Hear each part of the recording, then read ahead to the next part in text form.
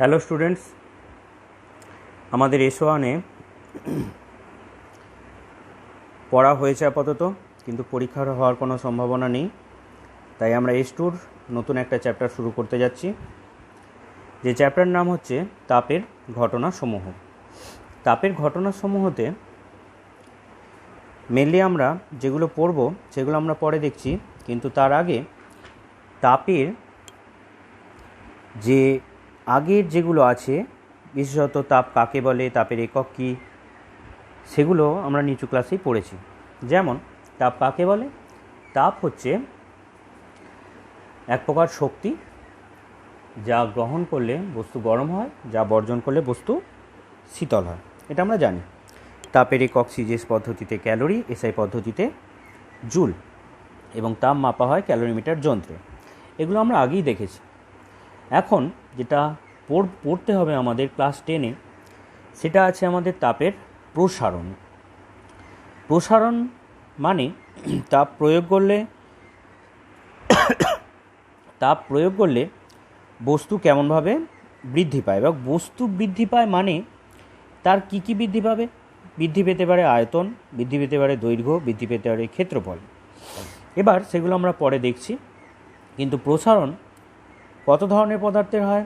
3 ধরনের পদার্থের। একটা হচ্ছে কঠিন, দ্বিতীয় তরল, তৃতীয় গ্যাস। অর্থাৎ তাপ প্রয়োগে আমরা যে প্রসারণগুলো দেখব, তাদের মধ্যে প্রথম কঠিনের প্রসারণ দেখব, তারপর তরলের প্রসারণ নিয়ে দেখব, তারপর গ্যাসের প্রসারণ নিয়ে আলোচনা হবে। প্রথমে কঠিনের প্রসারণ। কঠিনের প্রসারণ মানে কঠিন পদার্থ আমরা সবাই জানি, লোহা, তামা, সোনা প্রভৃতি, এগুলো কঠিন পদার্থ। কঠিনের কি কি থাকে? যে কোনো কঠিন পদার্থের দেখো দৈর্ঘ্য, ক্ষেত্রফল এবং আয়তন থাকে। অর্থাৎ তাপ প্রয়োগ করলে এই 3টে জিনিসেরই বৃদ্ধি ঘটে। অর্থাৎ তাপ প্রয়োগ করলে কোনোটা ধরো 5 সেমি আছে, সেটা 6 সেমি বা 7 সেমি হতে পারে। ক্ষেত্রফল বৃদ্ধি হতে পারে, আয়তনেরও বৃদ্ধি হতে পারে। কারণ কঠিন পদার্থের দৈর্ঘ্য, ক্ষেত্রফল এবং আয়তন এই 3টেই থাকে। কিন্তু যেমন তরলের দৈর্ঘ্য বলে কিছু হয় না, তাই তরলের ক্ষেত্রে এই দৈর্ঘ্য প্রসারণটা আমরা পাবো না, সেগুলো পরে দেখব। কিন্তু এখন এই মুহূর্তে কঠিনের এই 3টে প্রসারণ নিয়ে আমরা একটু আলোচনা করি। দেখো, মনে করে নিলাম প্রথমে একটি কঠিন পদার্থ আছে। তাহলে কঠিন পদার্থকে তাপ দিলে আমরা কী বৃদ্ধি দেখতে পাবো? দৈর্ঘ্য বৃদ্ধি দেখতে পাবো, ক্ষেত্রফল বৃদ্ধি দেখতে পাবো, আয়তনের বৃদ্ধি দেখতে পাবো। কারণ কঠিন পদার্থের এই 3টেই থাকে। কিন্তু আবার যদি তাপ হ্রাস করি বা ঠান্ডা করি, তখন কি হবে? দৈর্ঘ্যের বৃদ্ধির পরিবর্তে দৈর্ঘ্যের হ্রাস হবে, অর্থাৎ ছোট হয়ে যাবে, ক্ষেত্রফল কমবে এবং আয়তনও কমবে, কয়েকটা ব্যতিক্রম ছাড়া। যেমন রাবার বা জলের ক্ষেত্রে দেখা যায়, জল হচ্ছে তরল যদিও, যেমন রাবারের ক্ষেত্রে দেখা যায় তাপ বাড়ালে এটা দৈর্ঘ্যে বৃদ্ধি না হয়ে, আয়তনে বৃদ্ধি না হয়ে, এটা আয়তনে ছোট হয়ে যায়। আচ্ছা, এখন দৈর্ঘ্যের প্রসারণ। দৈর্ঘ্যের প্রসারণের ক্ষেত্রে আমরা প্রথমে ধরে নিচ্ছি যে একটা কঠিন পদার্থ আছে যার দৈর্ঘ্য T1 ডিগ্রি সেলসিয়াস উষ্ণতায় দৈর্ঘ্য হচ্ছে L1। T1 ডিগ্রি সেলসিয়াস উষ্ণতায় দৈর্ঘ্য L1, মানে এখান থেকে এই পর্যন্ত। এবার উষ্ণতা বাড়িয়ে T2 করা হলো। এখানে অবশ্যই T2 গ্রেটার দেন T1। উষ্ণতা যদি T2 করা হয়, তাহলে দৈর্ঘ্যটা বেড়ে যাবে, যে পর্যন্ত দৈর্ঘ্য ছিল তার থেকে বেড়ে গেল। এর দৈর্ঘ্য হলো T2 ডিগ্রি সেলসিয়াস উষ্ণতায় দৈর্ঘ্য হয়েছে L2। এখানে অবশ্যই L2 গ্রেটার দেন L1, কারণ L1-এর থেকে L2টা বড় দেখতে পাচ্ছি। আচ্ছা, তাহলে দৈর্ঘ্য বৃদ্ধি কতটা হয়েছে? এইটা ছিল, এটা হয়েছে, অর্থাৎ বেড়েছে কতটা? বেড়েছে হচ্ছে এইটুকু। তাহলে বৃদ্ধি কত? L2 minus L1। এই যে দৈর্ঘ্য বৃদ্ধিটা হলো L2 মাইনাস L1, এটা কোন কোন বিষয়ের ওপর নির্ভর করে? কোন কোন বিষয়ের ওপর নির্ভর করে সেটা আমরা দেখব। এবং উষ্ণতা বৃদ্ধি কত হয়েছে? উষ্ণতা বৃদ্ধি হয়েছে, দেখো T1 ছিল, এখন হয়েছে T2। তাহলে বৃদ্ধি কত হলো? T2 minus T1। আর দৈর্ঘ্য বৃদ্ধি কত হয়েছে? দৈর্ঘ্য বৃদ্ধি হয়েছে L2 মাইনাস L1। এখান থেকে আমরা পাচ্ছি দৈর্ঘ্যের বৃদ্ধি সমান L2 মাইনাস L1। এই দৈর্ঘ্য বৃদ্ধিটা কতটা বৃদ্ধি হবে সেটা কোন কোন বিষয়ের ওপর নির্ভর করবে? এটা খুব ইম্পর্ট্যান্ট কোশ্চেন, মাধ্যমিকেও পড়েছে আগের বছরে। তাহলে এই দৈর্ঘ্য বৃদ্ধিটা L2 মাইনাস L1, এটা দেখো নির্ভর করে, প্রথম ক্ষেত্র হচ্ছে প্রাথমিক দৈর্ঘ্য। প্রাথমিক দৈর্ঘ্য মানে প্রথমে যে দৈর্ঘ্যটা ছিল, আমরা T1 উষ্ণতায় প্রথমে দৈর্ঘ্য ধরেছিলাম L1, তাহলে প্রথমে কতটা দৈর্ঘ্যের পদার্থ নিচ্ছি তার ওপর নির্ভর করছে। প্রথমের ওপর নির্ভর করছে মানে, বা প্রাথমিক দৈর্ঘ্যের ওপর নির্ভর করছে মানে কি? ধরে নাও প্রথমে কোনো একটা লোহার রডের দৈর্ঘ্য 5 সেমি নেওয়া হয়েছে, তাকে যদি আমি 100 ডিগ্রি সেলসিয়াস উষ্ণতায় উত্তপ্ত করি, অর্থাৎ 5 সেমিটাকে যদি আমরা 100 ডিগ্রি সেলসিয়াস বাড়াই, যদি সেটা 1 সেমি বাড়ে, যদি এটাকে 15 সেমি নিই, তাহলে কি এটা 1 সেমি বাড়বে? স্বাভাবিকভাবেই মনে হচ্ছে যে অবশ্যই না। অর্থাৎ এখানেও যদি আমরা 100 ডিগ্রি সেলসিয়াসই উত্তপ্ত করি, একইভাবে উত্তপ্ত করে যাই, তাহলে দেখা যাবে এটা 1 সেমি না বেড়ে অনেকটা বেড়েছে, অর্থাৎ 2 সেমি বা 3 সেমি ধরে নিলাম। তাহলে দেখো প্রথমে এটা 5 সেমি ছিল বলে 1 সেমি বেড়েছে, প্রাথমিক দৈর্ঘ্য কম ছিল, কম বেড়েছে। প্রাথমিক দৈর্ঘ্য যদি আমরা বেশি নিই তাহলে বেশি বাড়ছে। অর্থাৎ দৈর্ঘ্য কতটা বাড়বে সেটা নির্ভর করছে কার ওপর? প্রথমে আমরা কতটা নিয়েছিলাম তার ওপর। অর্থাৎ প্রাথমিক দৈর্ঘ্য যত বেশি নেব, দৈর্ঘ্য বৃদ্ধিটাও তত বেশি হচ্ছে। প্রাথমিক দৈর্ঘ্য যত বেশি নেব, দৈর্ঘ্য বেশি নিয়েছি, দৈর্ঘ্য বৃদ্ধিও বেশি হয়েছে। তাই এক্ষেত্রে আমরা বলতে পারি যে দৈর্ঘ্য বৃদ্ধিটা প্রাথমিক দৈর্ঘ্যের সঙ্গে সমানুপাতিক। তাহলে এটা হলো প্রথম পয়েন্ট। দ্বিতীয় পয়েন্ট, L2 মাইনাস L1 এই দৈর্ঘ্যটা, আবার দৈর্ঘ্য বৃদ্ধিটা প্রপোর্শনাল টু উষ্ণতার বৃদ্ধি। উষ্ণতার বৃদ্ধি মানে T2 minus T1। T2 minus T1 মানে উষ্ণতার বৃদ্ধির সঙ্গে সমানুপাতিক। অর্থাৎ যদি দেখো যে কোনো একটা দৈর্ঘ্য লোহার রডই ধরে নাও, যদি আমরা এটা 5 সেমি রড নিই, তাকে যদি আমরা 10 ডিগ্রি সেলসিয়াস উষ্ণতায় গরম করি, মানে 10 ডিগ্রি বাড়াই, তাহলে এটা যতটা বাড়বে, যদি এটাকে 100 ডিগ্রি সেলসিয়াস বৃদ্ধি করি, তাহলে এটা বেশি বাড়বে না কম বাড়বে? 10 ডিগ্রি সেন্টিগ্রেড উষ্ণতায় যদি বাড়াই, এইটুকু যদি বাড়ে, এরপর একে কী করলাম? 100 ডিগ্রিতে গরম করলাম। 100 ডিগ্রি যদি বৃদ্ধি করি, স্বাভাবিকভাবেই এই বৃদ্ধিটা অনেক বেশি হবে। তাই বলা যায় যে উষ্ণতা যত বাড়াবো, দৈর্ঘ্য বৃদ্ধিটাও তত বেশি হবে। উষ্ণতা যত বাড়াবো, দৈর্ঘ্য বৃদ্ধিটাও তত বেশি হবে। অর্থাৎ উষ্ণতা বৃদ্ধির সঙ্গে সমানুপাতিক। এখন এই দুটোকে যদি একসাথে করা হয়, L2 মাইনাস L1, আমরা এই নিয়মটা আগেও দেখেছি।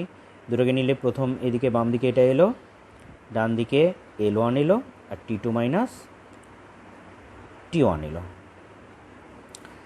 তাহলে L2 মাইনাস L1 সমান যদি চিহ্ন নেই, তাহলে আমরা জানি একটা ধ্রুবক আছে। ধ্রুবকটাকে নেওয়া হলো alpha L1 T2 minus T1।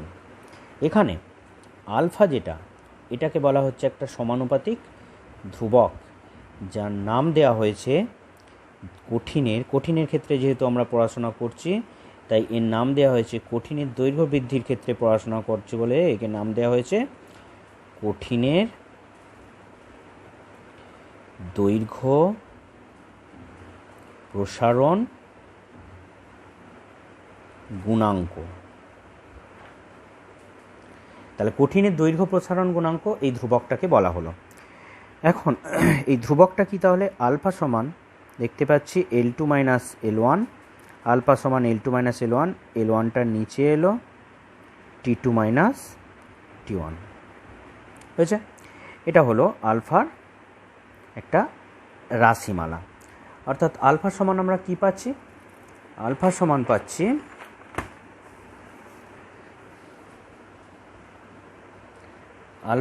পাচ্ছি L2 minus L1, L1 T2 minus T1।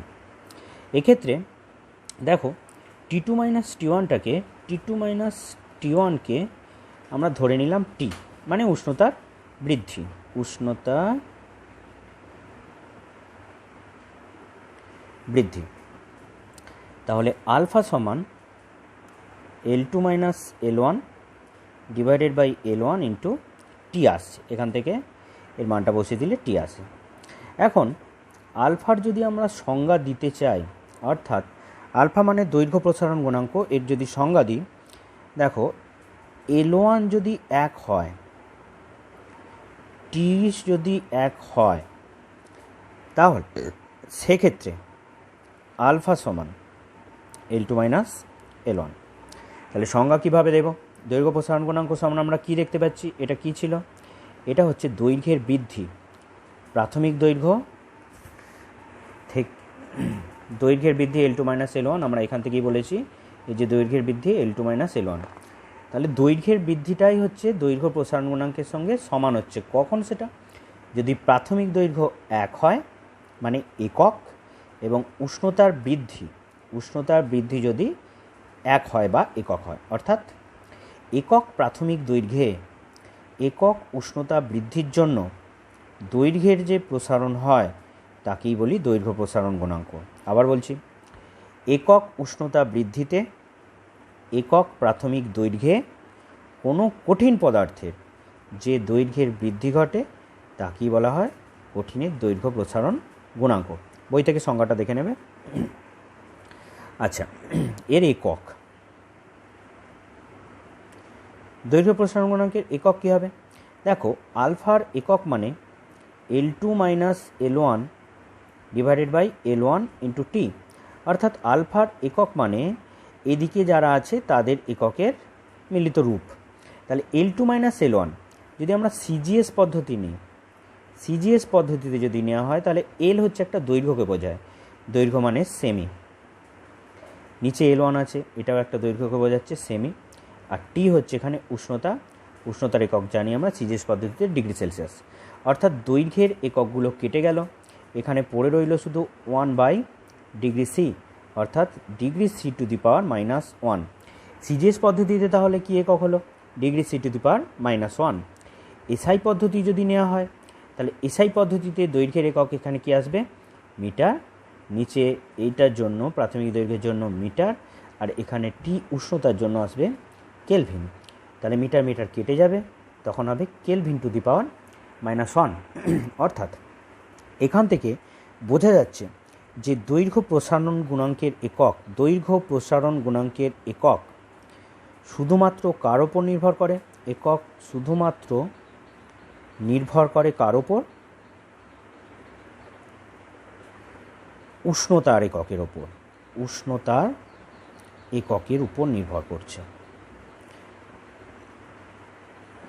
দেখো এখানে আলফার একক কী হয়েছে? Degree Celsius to the power minus 1, এবং এখানে আলফার একক কী হয়েছে?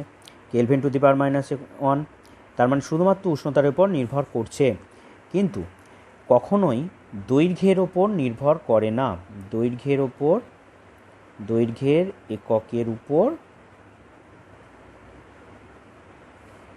নির্ভরশীল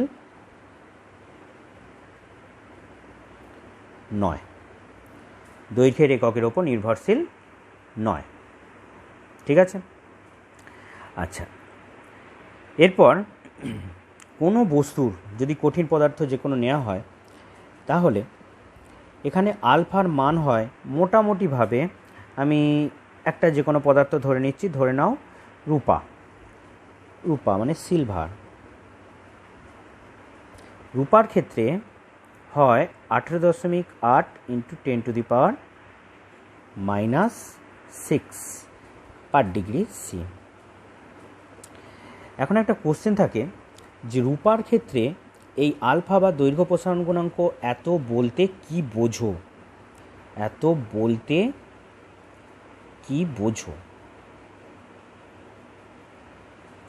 এটা বলতে কি বোঝায়? তাহলে এটা বলতে কি বোঝায়? দেখো, দৈর্ঘ্য প্রসারণ গুণাঙ্ক এইটা বলতে কি বোঝাচ্ছে? তাহলে দৈর্ঘ্য প্রসারণ গুণাঙ্কের ক্ষেত্রে আমরা প্রথমেই দেখেছি যে দৈর্ঘ্য প্রসারণ গুণাঙ্কের একক উষ্ণতার এককের ওপর নির্ভর করে, কিন্তু দৈর্ঘ্যের এককের ওপর নির্ভরশীল নয়। দৈর্ঘ্যের এককের ওপর নির্ভরশীল নয় মানে যে কোনো পদ্ধতিতে দৈর্ঘ্য যদি আমরা নিই সেক্ষেত্রে কোনো অসুবিধা হয় না। অর্থাৎ এটা আমরা সিজিএস পদ্ধতিতেও তো বলতে পারি, এসআই পদ্ধতিতেও বলতে পারি, কিন্তু এসআই পদ্ধতিতে বলতে পারি শুধুমাত্র দৈর্ঘ্যটা এসআই পদ্ধতিতে নিতে পারি, তাতে কোনো অসুবিধা হয় না। যেমন আমি একটা বলি, ধরে নাও প্রাথমিক দৈর্ঘ্য 1 সেমি যদি নিই, 1 সেমি রূপার এটা কত আছে ডিগ্রি সেলসিয়াস, অর্থাৎ 1 ডিগ্রি সি উষ্ণতা বৃদ্ধি করলে বা বৃদ্ধিতে 1 সেমি রূপার দণ্ডের 1 ডিগ্রি সেলসিয়াস উষ্ণতা বৃদ্ধি করলে এই যে মানটা আছে এটা লিখলাম 18.8 × 10⁻⁻6, এখানে সেমি নিয়েছি, এখানেও সেমি, এত সেমি দৈর্ঘ্য বৃদ্ধি হবে। অর্থাৎ এই লেখাটার মাঝে কি আছে দেখো, 1 সেমি যদি রূপা নিই তাহলে 1 ডিগ্রি সেলসিয়াস যদি বৃদ্ধি করি তাহলে তার দৈর্ঘ্য বৃদ্ধি কত হচ্ছে 18.8 × 10⁻⁻6 সেমি। অর্থাৎ এখানে এই সেমির পরিবর্তে যদি আমরা মিটারও নিই, অর্থাৎ 1 মিটার রূপা যদি বলি, অর্থাৎ 1 মিটার রূপার ক্ষেত্রে যদি 1 ডিগ্রি সেলসিয়াস বৃদ্ধি করি তাহলে দৈর্ঘ্য বৃদ্ধি কত হবে 18.8 × 10⁻⁻6 মিটার হবে। ফুটের ক্ষেত্রে যদি নেওয়া হয় তাহলে 1 ফুট যদি প্রাথমিক দৈর্ঘ্যের রূপা নিই তাহলে 1 ডিগ্রি সেলসিয়াস যদি বৃদ্ধি করি তাহলে সেক্ষেত্রে কত হবে 18.8 × 10⁻⁻6 ফুট। যদি কিলোমিটারে নিই তাও বলা যাবে যে 1 কিলোমিটার যদি আমরা একটা রূপা নিই তার ক্ষেত্রে যদি 1 ডিগ্রি সেলসিয়াস বৃদ্ধি করি তাহলে ওই রূপাটার বৃদ্ধি কত হবে 8.8 × 10⁻⁻6 কিলোমিটার। তাই এই দুটো একক যে কোনো আমরা ব্যবহার করতে পারি, কিন্তু এইটাকে ফিক্সড রাখতে হবে কারণ এখানে ডিগ্রি সেলসিয়াস দেওয়া আছে। হয়েছে? আচ্ছা, এরপর বইতে একটা তালিকা আছে, দেখবে এই বিভিন্ন বস্তুর দৈর্ঘ্য প্রসারণ গুণাঙ্কের বিভিন্ন তালিকা আছে। এরপর একটা রাশিমালা লিখি। দেখো আলফা সমান আমরা এই উপরে লিখেছিলাম, আলফা সমান এটা, আলফা সমান L2 - L1 divided by L1 × T। কোনাকুনি গুণ করলে এটা আসবে, গুণ করে দেখে নেবে, L2 সমান আসবে L1 × 1 + আলফা T। অর্থাৎ এটা কি পেলাম, L2টা কি পেয়েছি, L1 হচ্ছে প্রাথমিক দৈর্ঘ্য, আলফা হচ্ছে দৈর্ঘ্য প্রসারণ গুণাঙ্ক, T হলো উষ্ণতা বৃদ্ধি এবং L2 হলো চূড়ান্ত দৈর্ঘ্য, মানে পরে যে দৈর্ঘ্যটা হয়েছিল বা অন্তিম দৈর্ঘ্য। তাহলে L2 রাশিমালাটা আমরা বের করলাম, L2 সমান L1 × 1 + আলফা T। এখন আলফা যদি পজিটিভ হয়, পজিটিভ মানে আলফা পজিটিভ মানে যে ক্ষেত্রে দেখো L2টা বড় L1টা ছোট, অর্থাৎ L2 > L1, L2টা বড় L1টা ছোট, L1টা ছোট L2টা বড়, এর অর্থ কী, অর্থাৎ উষ্ণতা বৃদ্ধি করলে যদি পরের দৈর্ঘ্যটা বেশি হয় তাহলে সেক্ষেত্রে আলফাটা হবে পজিটিভ, কারণ L2 - L1টা তখন পজিটিভ ভ্যালু চলে আসবে। এটা যে কোনো পদার্থের ক্ষেত্রেই হয়, যেমন লোহা, তামা, রূপা, যে কোনো পদার্থের ক্ষেত্রে হয়। কিন্তু কিছু ক্ষেত্রে আলফাটা নেগেটিভ হতে পারে। কখন? এখানে লক্ষ্য করো, যদি L2 থেকে L1টা বেশি হয়, L1টা মানে প্রাথমিক দৈর্ঘ্য বেশি ছিল কিন্তু উষ্ণতা বৃদ্ধি করতে দৈর্ঘ্যটা L2টা ছোট হয়ে গেছে, অর্থাৎ এটা ছোট এটা বড়, তাহলে স্বাভাবিকভাবে এটা মাইনাস আসবে। সেটা কার ক্ষেত্রে হয়, তাহলে L2 এখানে < L1 কার ক্ষেত্রে হয়, যেমন রাবারের ক্ষেত্রে এটা ঘটবে। অর্থাৎ তার ক্ষেত্রে রাশিমালাটা কী হবে, L2 সমান L1 1 - আলফা T। হয়েছে? এই হলো, এটা হলো দৈর্ঘ্য, এইটা গেল দৈর্ঘ্য প্রসারণ গুণাঙ্কের ব্যাপার। এবার কঠিনের ক্ষেত্রে 3টে জিনিস আমরা বলেছিলাম, একটা দৈর্ঘ্য প্রসারণ গুণাঙ্ক, একটা হচ্ছে ক্ষেত্র প্রসারণ গুণাঙ্ক। তাহলে ক্ষেত্রফল যেহেতু বৃদ্ধি হয় তাহলে সেক্ষেত্রে ক্ষেত্র প্রসারণ গুণাঙ্ক নাম দেওয়া হয়েছে। ক্ষেত্রফলের ক্ষেত্রফল একইভাবে আমরা ওখানে যেমনভাবে করেছিলাম ঠিক একইভাবে নিচ্ছি কোনো কঠিন পদার্থের T1 ডিগ্রি সেলসিয়াস উষ্ণতায় ক্ষেত্রফল, মানে ক্ষেত্রফলকে ইংরাজিতে বলা হয় সারফেস এরিয়া, সেই জন্য S1 নিলাম। ওখানে যেমন T1-এ L1 নিয়েছিলাম, এখানে T1-এ S1 নিলাম। T2-তে নিলাম S2, অর্থাৎ উষ্ণতা বৃদ্ধি করা হয়েছে T1 থেকে T2টা বড়, এবং ক্ষেত্রফলটাও দেখা যাচ্ছে S1 থেকে S2 হয়েছে, অর্থাৎ ক্ষেত্রফলটা এরকম S1টা ছিল S1, এখন হয়ে গেছে S2, বেড়ে গেছে, অর্থাৎ S2 গ্রেটার দেন S1। তাহলে একইভাবে ক্ষেত্রফলের বৃদ্ধি কত হলো? S2 মাইনাস S1, এটা ছিল এটা হয়েছে, তাহলে বেড়েছে কতটা? S2 minus S1। এই বৃদ্ধিটা প্রপোর্শনাল টু কত? আগের মতোই S1-এর সঙ্গে প্রাথমিক ক্ষেত্রফলের সঙ্গে সমানুপাতিক, এবং S2 মাইনাস S1 এটা উষ্ণতা বৃদ্ধির সঙ্গে সমানুপাতিক। উষ্ণতা বৃদ্ধি মানে T2 মাইনাস T1। তাহলে এই দুটোকে একসাথে করলে আমরা পাবো S2 minus S1 proportional to S1 T2 minus T1। এটাকে যদি একটা ধ্রুবক নিই, S2 মাইনাস S1 সমান চিহ্ন দিয়ে যদি ধ্রুবক নিই, তাহলে ধ্রুবকটাকে লেখা হয় বিটা, আর এটাকে T2 মাইনাস T1কে লেখা হয় T।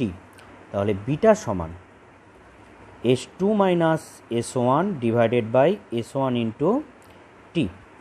অর্থাৎ এই যে ধ্রুবকটা পেলাম, এই ধ্রুবকটাকে বলা হয় ক্ষেত্র প্রসারণ গুণাঙ্ক। যেহেতু ক্ষেত্রফলের বৃদ্ধি দেখছি, দৈর্ঘ্যের ক্ষেত্রে হয়েছিল দৈর্ঘ্য প্রসারণ গুণাঙ্ক, এখন ক্ষেত্রফল দেখছি, সেই জন্য এর নাম ক্ষেত্র প্রসারণ গুণাঙ্ক। এর ক্ষেত্রে সংজ্ঞা কেমনভাবে দেব? একই রকমভাবে দৈর্ঘ্যের ক্ষেত্রে যেমনভাবে দেওয়া হয়েছে, অর্থাৎ S1 যদি 1 হয়, T1 T যদি 1 হয়, তাহলে বিটা সমান S2 মাইনাস S1। অর্থাৎ এক্ষেত্রে ক্ষেত্রফলের বৃদ্ধিটা কার সঙ্গে সমান হচ্ছে? ক্ষেত্র প্রসারণ গুণাঙ্কের সঙ্গে সমান হচ্ছে, যখন প্রাথমিক ক্ষেত্রফল 1 এবং উষ্ণতা বৃদ্ধি 1, মানে এরা একক। অর্থাৎ কোনো কঠিন পদার্থের, প্রথমেই বলতে হবে কঠিন পদার্থের, কারণ আমরা কঠিন পদার্থটা পড়ছি।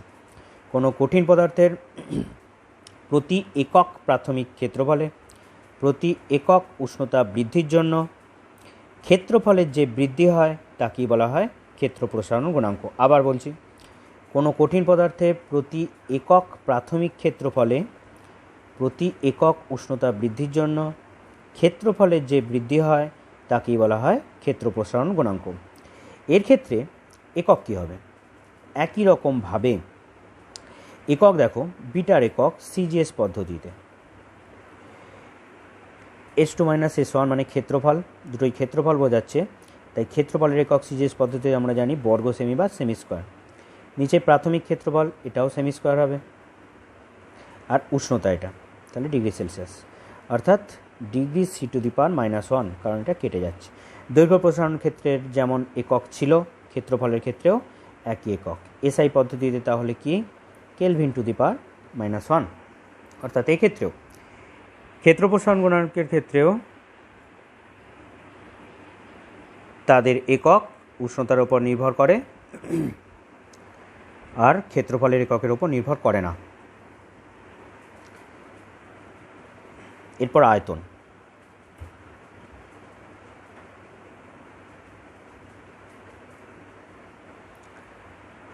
মনে করলাম কোনো কঠিন পদার্থের T1 উষ্ণতায় আয়তন ছিল V1, আয়তনের ইংরাজি ভলিউম, তাই আমরা V দিয়ে লিখছি। T1-এ আয়তন ছিল V1 এবং উষ্ণতা বৃদ্ধি করে T2 করা হয়েছে, আয়তন হয়েছে V2। তাহলে এক্ষেত্রে উষ্ণতা বৃদ্ধি কত?